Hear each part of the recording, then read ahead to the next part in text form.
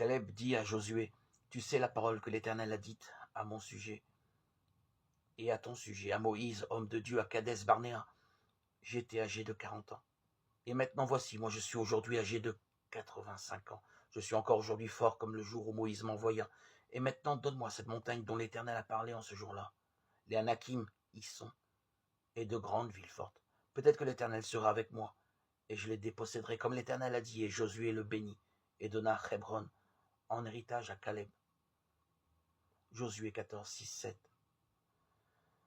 Nous pouvons remarquer comment l'Éternel approuve Caleb. Il dit, « Mon serviteur Caleb a été animé d'un autre esprit. Il m'a pleinement suivi. » Ces paroles montrent à quel point le témoignage fidèle de Caleb a rempli de joie le cœur de l'Éternel. Caleb a été également un exemple de l'esprit de dévouement d'un disciple dans un jour mauvais. Il a pleinement suivi Dieu, et cela est devenu chez lui un caractère distinctif, qu'il acceptait et aimait rappeler.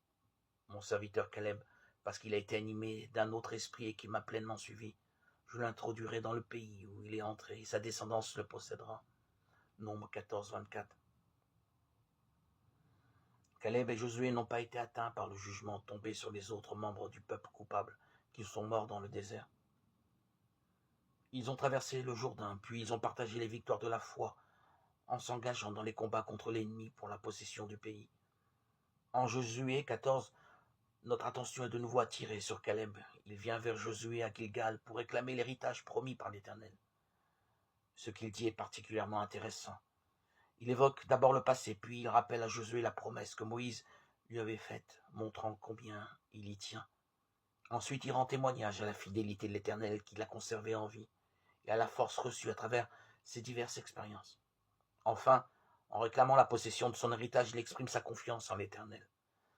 S'il est avec lui, il sera capable de déposséder les Anakim et de prendre leur ville, bien qu'elle soit grande et bien protégée, comme l'ont rappelé les espions.